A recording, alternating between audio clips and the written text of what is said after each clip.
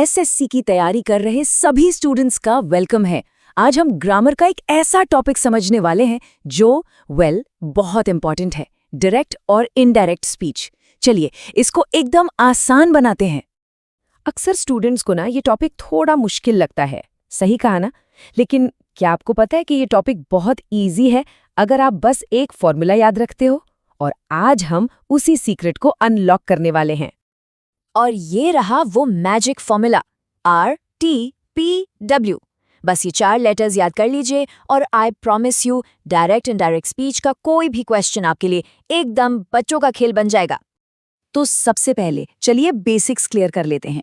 Direct speech मतलब किसी के कहे हुए एग्जैक्ट वर्ड्स जो हमेशा इन कोटेशन मार्क्स के अंदर होते हैं।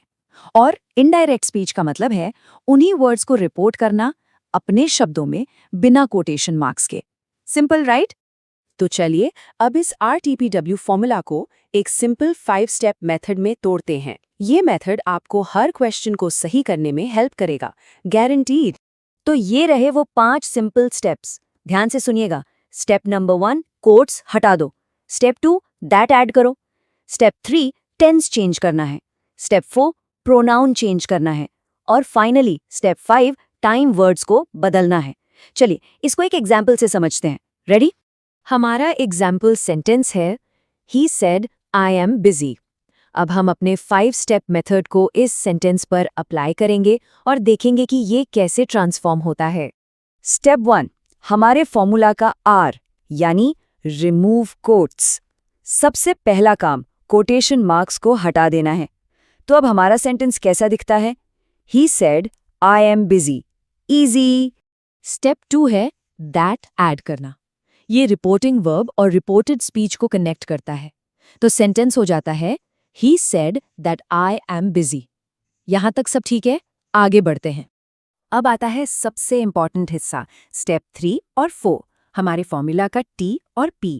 हमें टेंस और प्रोनाउन दोनों चेंज करने हैं। यहाँ I बन जाएगा ही और प्रेजेंट टेंस am बन जाएगा पास्ट टेंस was। तो हमारा फाइनल सेंटेंस क्या बना? He said that he was busy. देखा कितना आसान है। ओके, अब ये टेबल देखिए, ये बहुत जरूरी है। ये है टेंस चेंज करने के रूल्स। इसका सिंपल सा फंडा है। डायरेक्ट स्पीच में जो भी प्रेजेंट टेंस है वो इनडायरेक्ट में जाकर पास्ट हो जाएगा। जैसे am या is बन जाता है was, are बन जाता है were और will हो जाता है would। चाहे तो इसका एक स्क्रीनशॉट ले लीजिए, काम आएगा। बिल्कुल टेंस की तरह ही टाइम और प्लेस बताने वाले वर्ड्स भी बदलते हैं। नाउ बन जाता है देन, टुडे हो जाता है दैट डे और टुमारो बन जाता है द नेक्स्ट डे। ये रूल भी बहुत ज़रूरी है, इसको भी याद रखिएगा। अब देखते हैं कि इन रूल्स को अलग अलग टाइप के सेंटेंसेस जैसे स्टेटमेंट्स, क्वेश्चंस और ऑर्डर्स पर कैसे अप्लाई किया जाता है। एक सिंपल स्टेटमेंट के लिए रूल्स एकदम सीधे हैं। She said I am happy बन जाता है she said that she was happy. हमने बस दैट ऐड किया, प्रोनाउन आई को शी किया और टेंस एम को वॉज में बदल दिया। सिंपल। अब देखिए क्वेश्चंस के लिए एक छोटा सा चेंज है। रिपोर्टिंग वर्ब सेड बन जाता है आस्क्ड और जो क्वेश्चन का फॉर्मेट है ना वो एक स्टेटमेंट में बदल जाता है। तो वेयर आर यू गोइंग बन जाता है वेयर आई वॉज गोइंग।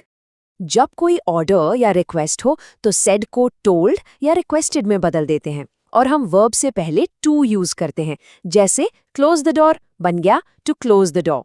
जैसा कि आप देख सकते हैं सेंटेंस के टाइप के हिसाब से छोटे मोटे चेंजेस होते रहते हैं। अब बात करते हैं उन कॉमन मिस्टेक्स की जो स्टूडेंट्स अक्सर कर देते हैं। इन पर अच्छे से ध्यान दें ताकि आप एग्जाम में मार्क्स ना लूज करें।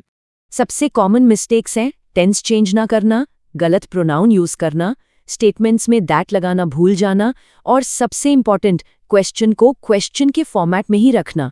इन गलतियों से बचना है। तो टॉपर्स ऐसा क्या अलग करते हैं?